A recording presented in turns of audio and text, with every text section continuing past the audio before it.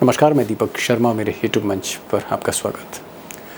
दोस्तों, क्या कयामत के दिन करीब आ रहे हैं? अब इतनी बड़ी बात मैं इसलिए कह रहा हूं क्योंकि ये जो दो शख्स हैं, इनके इरादे नेक नहीं लगते। जी हाँ, इजराइल के प्रधानमंत्री बेंजामिन नेतन्याहू और अमेरिका के बेअंदाज राष्ट्रपति डोनाल्ड ट्रंप, इरादे नेक नहीं लगते हैं। अब जिस तरह अमेरिका की शह पर इजराइल ने पहली बार ईरान के न्यूक्लियर ठिकानों पर बमबारी की और जिस तरह ईरान की टॉप मिलिट्री लीडरशिप, जिसमें जनरल हैं, वहां के चीफ ऑफ आर्मी स्टाफ हैं और इसके अलावा 6 टॉप न्यूक्लियर साइंटिस्ट, इनको आज तड़के खत्म किया है, उससे एक बात बिल्कुल साफ है कि मिडिल ईस्ट यानी मध्य एशिया में अब एक बड़ी जंग होने के आसार साफ दिख रहे हैं। और दूसरी तरफ ईरान ने जिस तरह अपनी सबसे पाक मस्जिद पर लाल झंडा फहरा दिया, लाल झंडा का मतलब है कि युद्ध का शंखनाद कर दिया है। और ईरान के जो सर्वोच्च नेता हैं अयातोली अली खमेनेई, उन्होंने पब्लिकली कहा है कि अब इजराइल को तबाह करके ही चैन लेंगे, इजराइल को तबाह करके ही चैन लेंगे।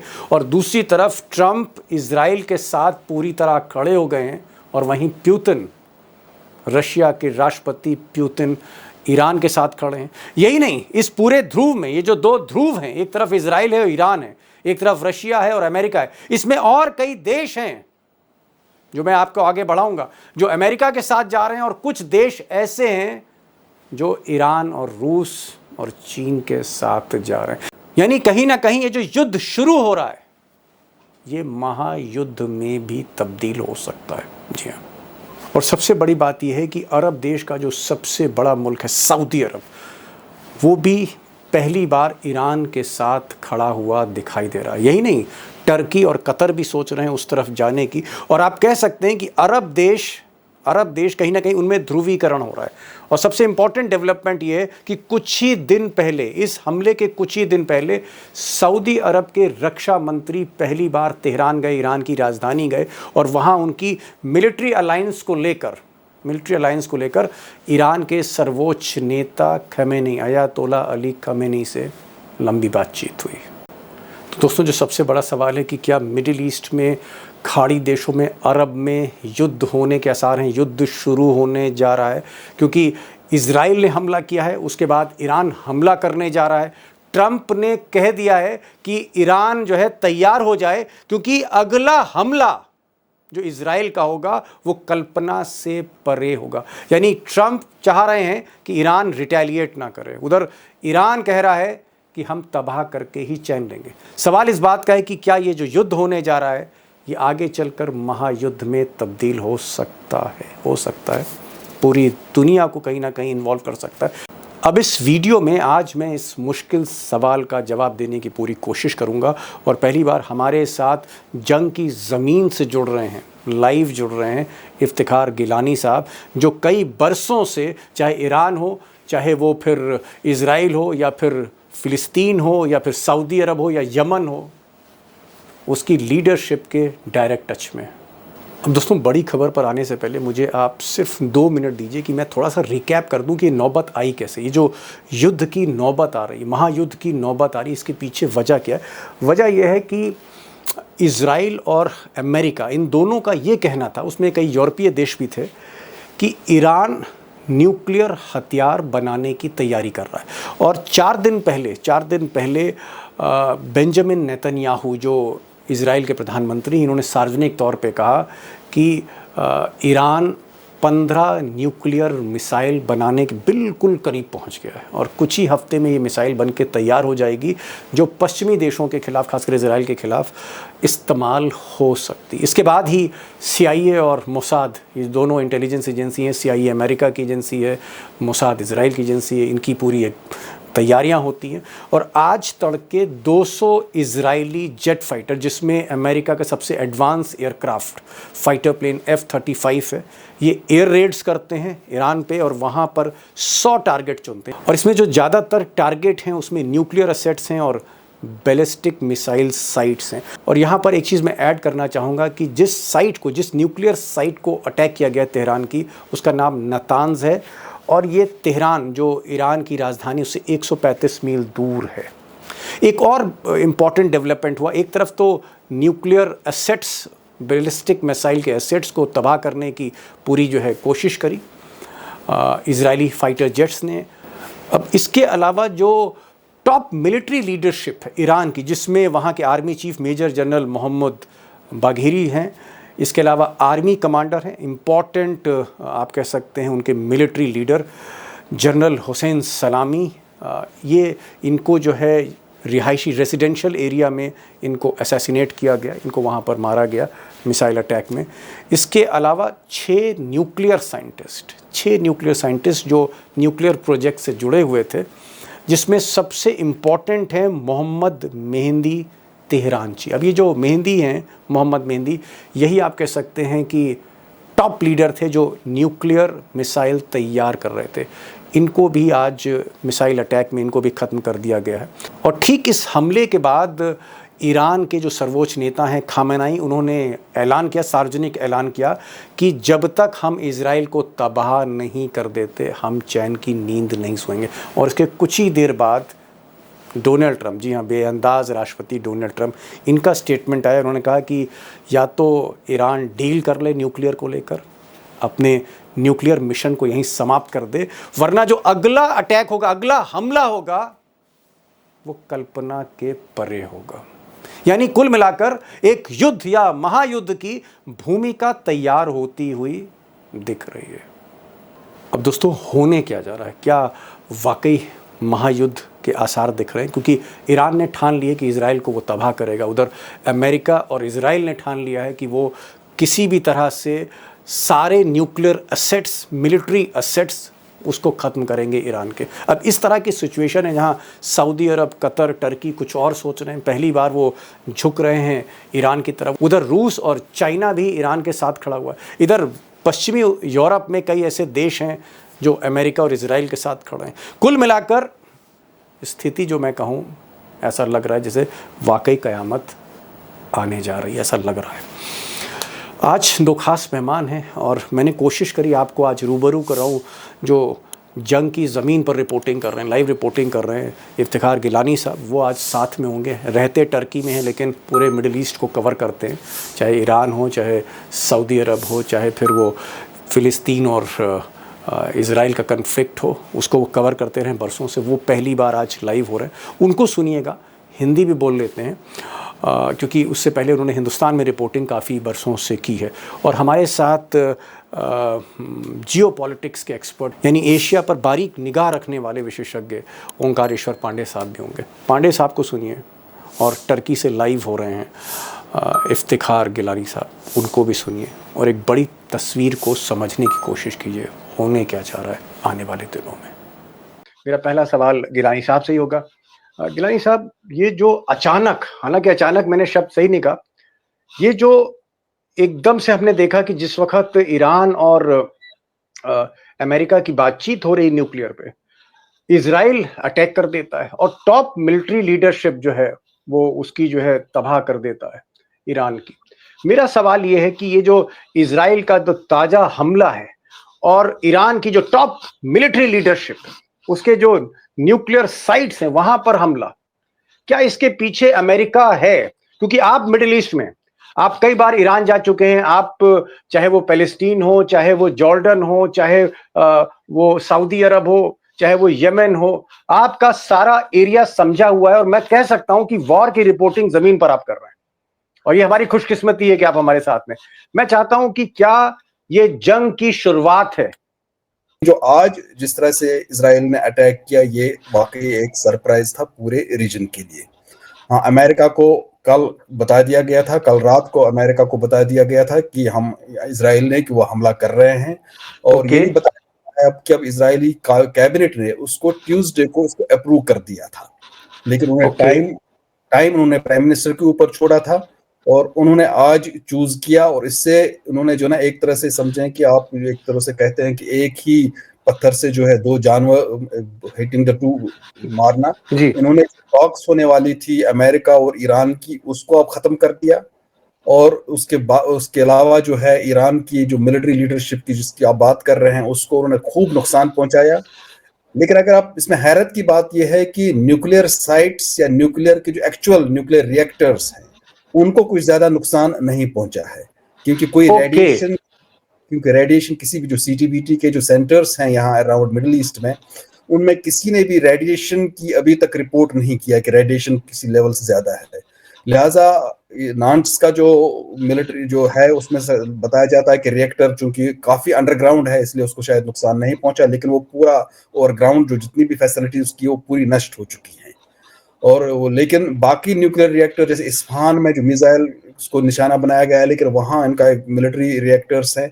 बाकी जगहों पर जो मिलिट्री एज सच आप इसीलिए जो कह रहे हैं कि इसका जो ऑब्जेक्टिव अगर ईरान को नीचा दिखाना था, इसराइल अगर ईरान की मिलिट्री लीडरशिप को खत्म करना था, तो वो ऑब्जेक्टिव तो हो गया पूरा फिर इसराइल का। जी लेकिन ये ऑब्जेक्टिव की इससे जो है वो न्यूक्लियर उनका जो न्यूक्लियर आर्सेनल बनाने का या न्यूक्लियर एनरिचमेंट का जो प्रोसेस था वो रुक जाएगा, जी उसमें बिल्कुल संदेह है, वो शायद नहीं रुक पाएगा, क्योंकि इसने जो है 60% जो कह सकते हैं आप एनरिचमेंट हासिल कर दिया था ईरान ने। अभी बॉम्ब बनाने के लिए 90% जी एनरिचमेंट चाहिए। तो अब ये किसी तरह अब ये जो है इस ऑब्जेक्टिव जो है इसका जो है, मुझे लगता है कि इसराइल या अमेरिका या कोई भी इस ऑब्जेक्टिव को हासिल कर पाया कि वो इससे जो है ईरान का जो न्यूक्लियर की तरफ जाने का जो रास्ता जो वो बंद हो जाए, वो बिल्कुल ही बंद हो जाएगा। जी। एक चीज गिलानी साहब पूछना चाहूंगा। आपने सही कहा कि टारगेट जो था वो पूरी टॉप मिलिट्री लीडरशिप खत्म करना था, और एक ऐसे मौके पर इजराइल ने हमला किया जब न्यूक्लियर पर ईरान और अमेरिका की बातचीत हो रही थी। एक अच्छी खबर आपने ये दी कि कोई भी न्यूक्लियर रिएक्टर्स हैं उस पर असर नहीं हुआ है, क्योंकि जमीन के बहुत नीचे हैं। मैं एक चीज और पूछना चाह रहा हूँ, हिंदुस्तान में जो लोग आपको आपको देख रहे हैं, ये जो मस्जिद है, जामकरन मस्जिद है ईरान में, उस पर जो ये जो लाल झंडा जो फहराया गया है, ये जो लाल झंडा है, ये कोई क्रांति है? इसका मकसद क्या है, ये जो लाल झंडा फहराया गया? जो लाल झंडा जो है इसका एटलीस्ट जो शिया सेक्ट ऑफ इस्लाम जो है उसमें उसका खासा एक सिग्निफिकेंस है, खासा महत्व है।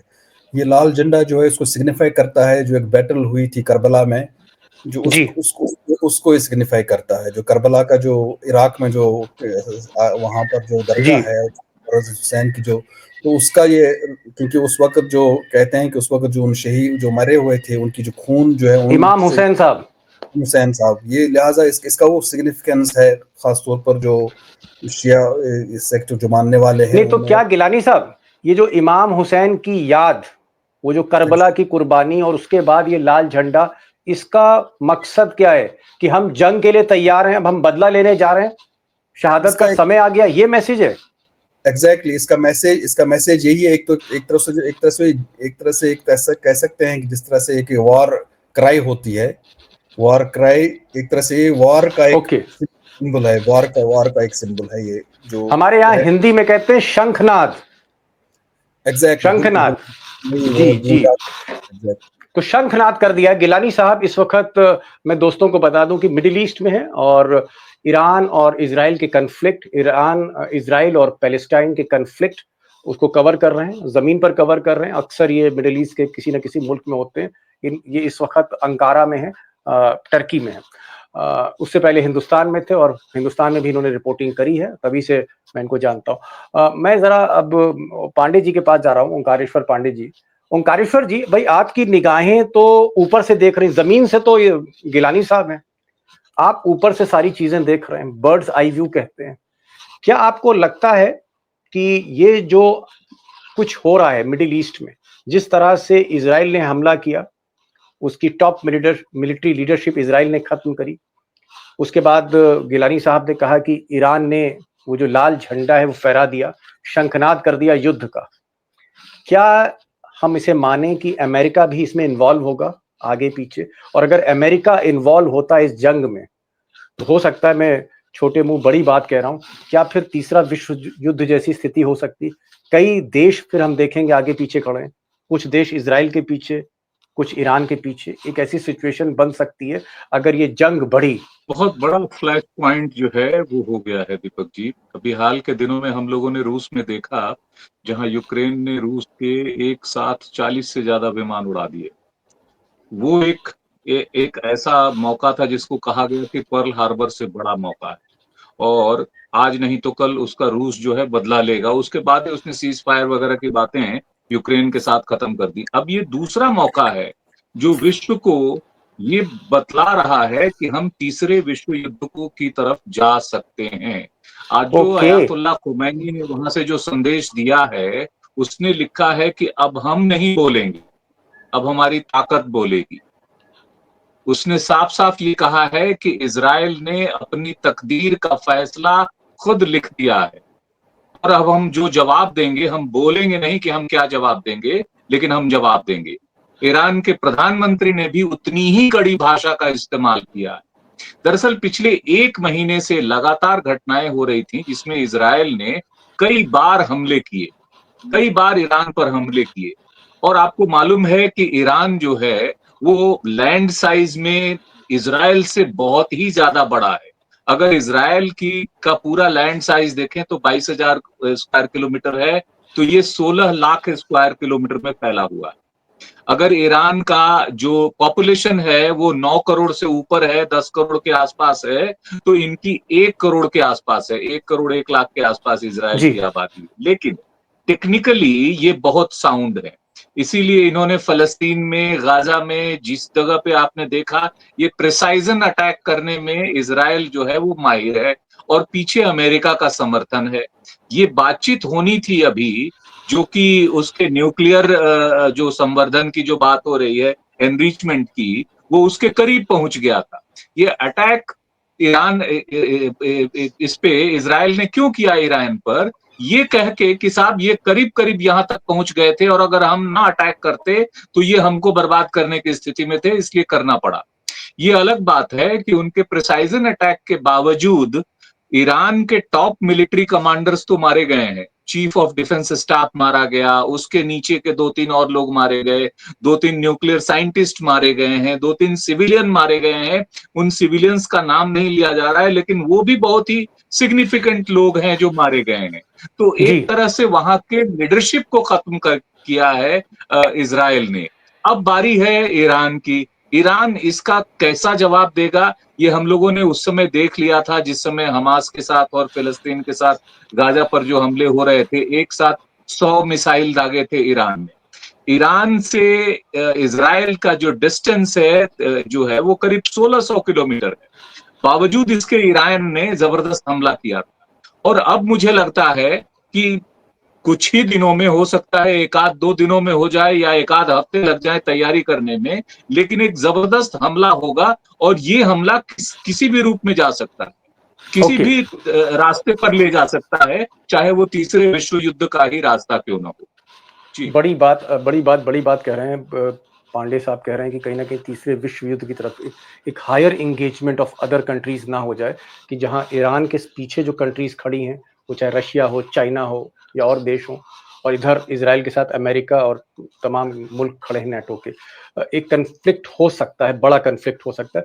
गिलानी साहब, एक बात इन्होंने कही कि साहब ईरान पूरी तरह से अब बौखलाया हुआ है, अब ईरान से मतलब पानी गले के ऊपर तक आ गया है, बर्दाश्त के बाहर है। और अगर आप किसी की टॉप मिलिट्री लीडरशिप खत्म करेंगे शक के बिना पर, आपको शक है कि ईरान के पास न्यूक्लियर वेपन है, न्यूक्लियर हथियार है, तो ऐसा शक तो सद्दाम हुसैन को लेकर भी था, लेकिन वहां न्यूक्लियर वेपन निकले नहीं। क्या आपको लगता है कि इजराइल का हमला बहुत बड़ा था और अब ईरान इसका जवाब बैलिस्टिक मिसाइल से देगा? आज जो उसने ड्रोन छोड़े थे वो एक टेस्ट कर रहा है, एक मिजाज समझ रहा है ड्रोन के जरिए। असली बैलिस्टिक मिसाइल से असर हो सकता है। क्या बैलिस्टिक मिसाइल से हमला कर सकता है? आज नहीं, कल नहीं, परसों, 2-3 दिन के अंदर, 4-5 दिन के अंदर? गिलानी साहब, ये जो आज रात को जो अटैक हुआ था, जो यहाँ तेहरान के तकरीबन 3 बजे रात को जो शुरू हुआ था, इसमें तकरीबन 200 इजरायली फाइटर प्लेन्स ने हिस्सा ले लिया था। और ओके। ये तकरीबन पिछले, बताया जाता है कि 2 साल से इसकी तैयारियां हो रही थी। उन्होंने 2 साल से इसकी ओहो। तैयारी कि किसी भी वक्त इस तरह को हमला करना पड़ेगा, तो 2 साल से इसकी तैयारियां हो रही थी। अब ये जो ऑप्शन है कि एयरफोर्स के जरिए हमला करना इसराइल पर, वो मेरे ख्याल में ईरान के लिए पॉसिबल नहीं है, क्योंकि बीच में कई कंट्रीज आती हैं। उनकी एयर स्पेस वायलेशंस वो इस हद तक सऊदी अरब ने खास मजम उसमें तो जो की है, कंडम तो किया जॉर्डन है, है, सऊदी अरब है। कंडम किया है, लेकिन वो इस हद तक कि वो ईरान को अपने एयर स्पेस इस्तेमाल करने देंगे, वो बहुत मुश्किल है कहना कि वो कोई करने नहीं देगा, क्योंकि वो कोई भी जो है वहां पर अमेरिकन बेसिस भी हैं इन कंट्रीज में। तो ईरान के पास जो अवेलेबल रास्ता है या तो यही है कि दुनिया भर में जो इजराइल एसेट्स हैं उनको किसी तरह से निशाना बनाए थ्रू कोवर्ट ऑपरेशंस, और दूसरा अगर डायरेक्ट वॉर में जो है उनके पास बैलिस्टिक मिसाइल्स हैं, लेकिन अमेरिका ने वहां पर एक पैट्रियट एक वो सिस्टम रखा हुआ है वहां इजराइल में, जो पैट्रियट एंटी मिसाइल सिस्टम वहां रखा हुआ है, जो उनको शायद बैलिस्टिक मिसाइल से बचा सका। लेकिन यह है कि आपने देख ही लिया कि ये जो एयर आयरन डोम भी जो है या जो एयर डिफेंस सिस्टम भी जो है कितना ही मजबूत क्यों ना हो, कहीं ना कहीं से जो है उसमें शिगाफ तो हो ही जाता है।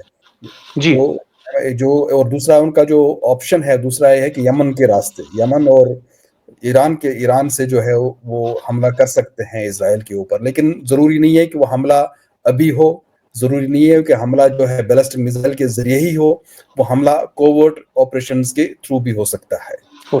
एक किलान साहब, एक चीज और, क्योंकि आप मिडिल ईस्ट में हैं और जितनी मुस्लिम कंट्री हैं ज्यादातर नेताओं से मिलते हैं, उनके चाहे मिलिट्री लीडर हो, चाहे पॉलिटिकल लीडर हो, चाहे ईरान हो, चाहे सऊदी अरब हो, चाहे मस्कट ओमान हो, चाहे यमन हो, चाहे इजिप्ट हो।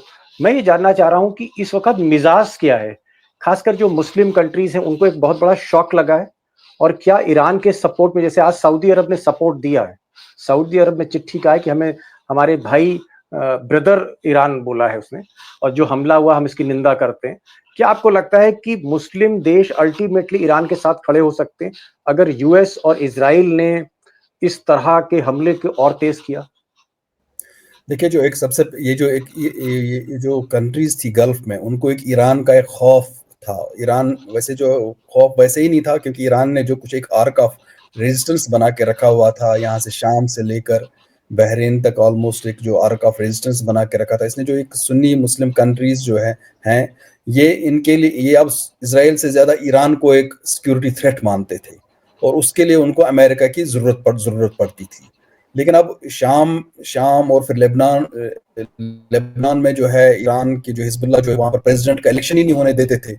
इस तरह की बहुत सारी चीजें जो है जो ईरान की अपनी भी गलतियां थी। ईरान ने कभी भी इन कंट्रीज की सिक्योरिटी इंटरेस्ट को एड्रेस नहीं किया, लिहाजा ये कंट्रीज को एक सिक्योरिटी थ्रेट मानते थे अपने लिए। और दूसरा जो है ईरान ने जो अपने इनकलाब जो है उसको एक्सपोर्ट कर रहा था, तो उनको भी लग रहा था कि हमारी उससे गद्दी खतरे में है, बजाय इसके कि पहले डोमेस्टिकली ईरान अपने आप को पहले ठीक करता। तो और फिर इसके बाद इराक में जो एक्सेस मिला ईरान को, वो एक्सेस ऑलमोस्ट तकरीबन इराक जो है एक तकरीबन नेक्स्ट ईरान ही तकरीबन ऑलमोस्ट बन गया था।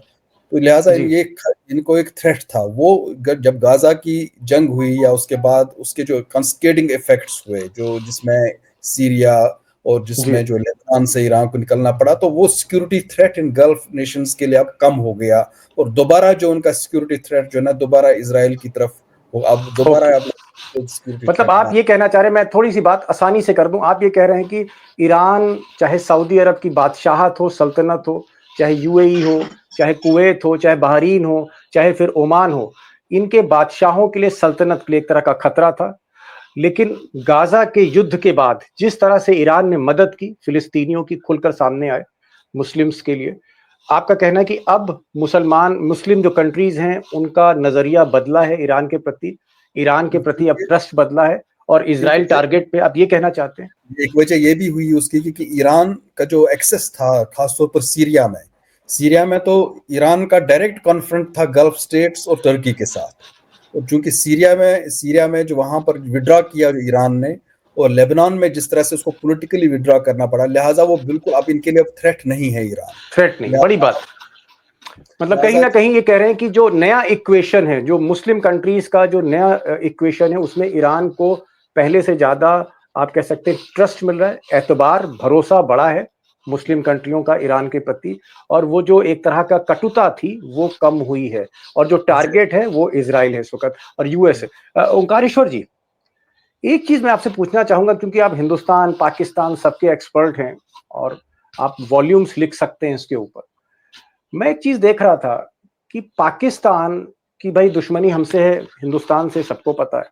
पाकिस्तान जब अपना न्यूक्लियर बम बना रहा था तो अमेरिका साथ दे रहा था। लेकिन ईरान अगर न्यूक्लियर पावर बनना चाहता है, मिडिल ईस्ट में एक मुस्लिम पावर न्यूक्लियर पावर बनना चाहती, तो अमेरिका के पेट में दर्द क्यों हो रहा है? पाकिस्तान को लेकर तो पेट में दर्द नहीं था, ईरान को लेकर क्यों है? उसके पीछे उसका जो रिलेशन इजराइल के साथ है ना, वो इंडिस्पेंसिबल है। उससे वो अपने आप को अलग नहीं कर सकता। इजराइल के लिए वो कुछ भी कर सकता है। मतलब भारत के लिए कुछ नहीं, मतलब हम गलतफहमी में हैं कि अमेरिका हमारे साथ है, आप कह रहे?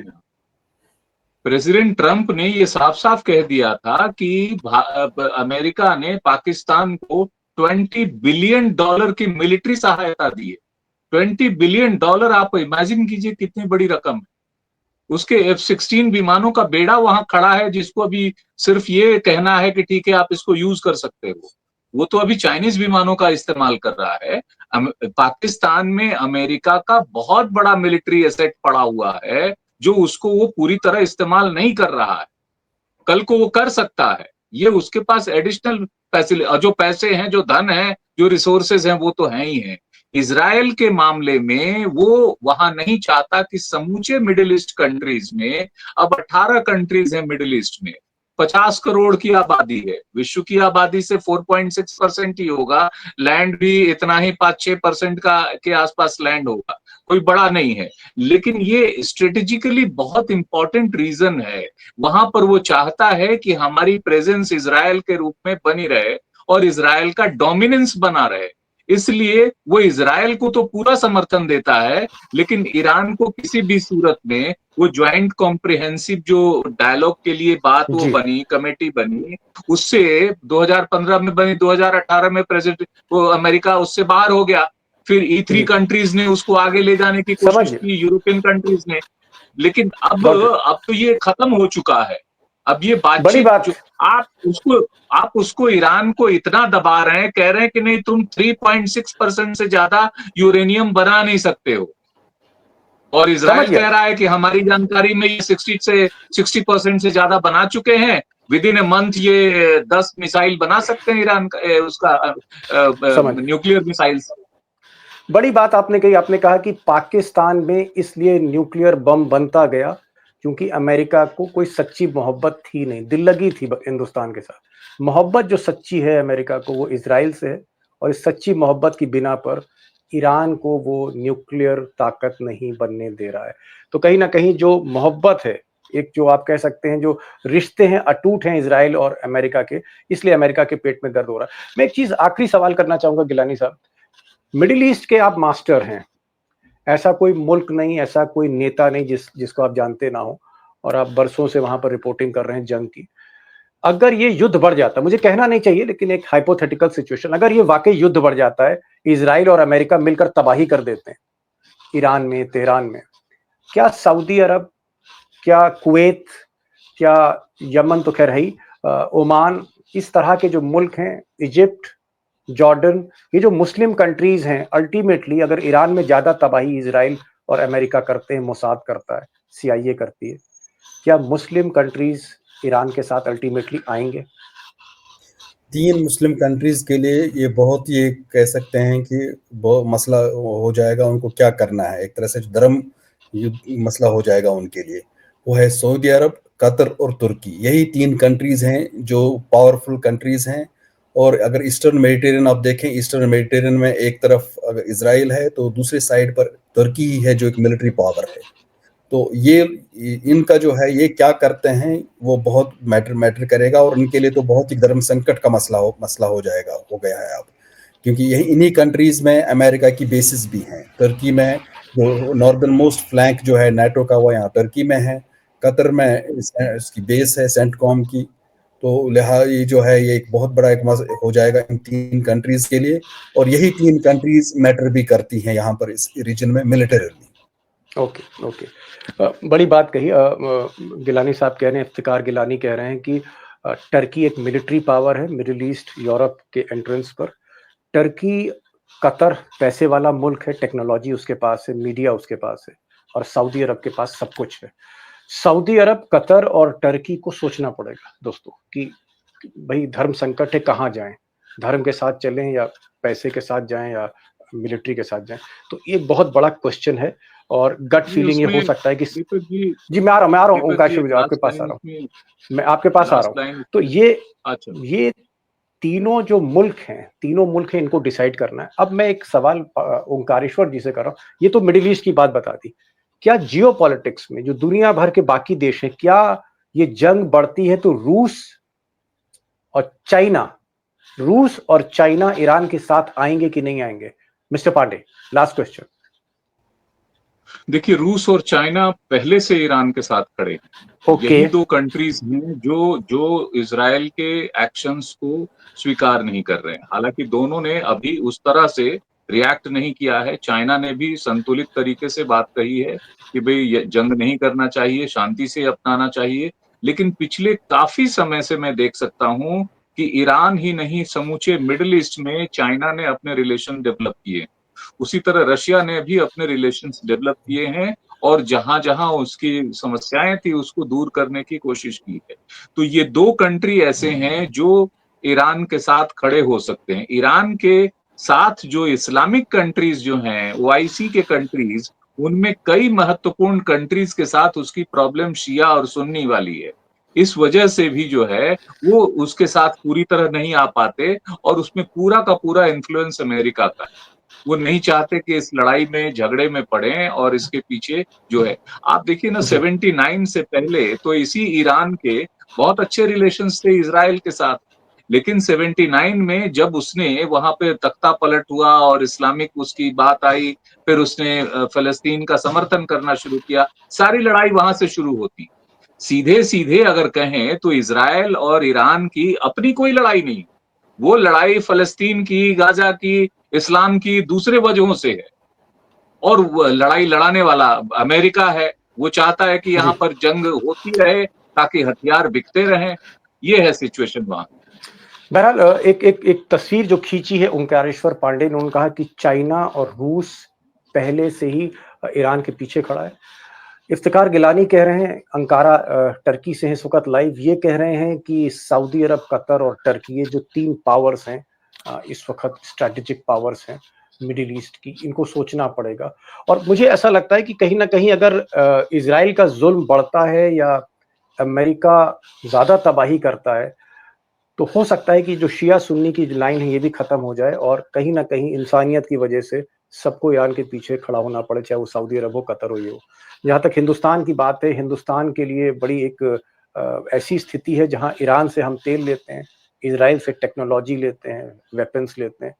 हिंदुस्तान के लिए भी एक अग्नि परीक्षा होगी कि कैसे क्या करें। लेकिन मुझे लगता है कि अल्टीमेटली कहाँ तबाही ज्यादा होती है, सहानुभूति उसी के साथ जाएगी। गिलानी साहब आप आए और ओंकारेश्वर जी आप आए, बहुत बहुत शुक्रिया। और मैं गिलानी साहब एक चीज़ कहना चाहूँगा कि भाई आप जंग की ज़मीन पर हैं, थोड़ा सा ख्याल रखिए और अपना ख्याल रखिए, क्योंकि हम लोग तो बहुत दूर हैं, हज़ारों किलोमीटर, आप वहीं पर हैं, तो अपना ख्याल रखिए। Take care mister Gilani, nice to see you live from Turkey, thank you so much. और ओंकारेश्वर जी आपका भी बहुत बहुत शुक्रिया, thank you so much for joining this programme.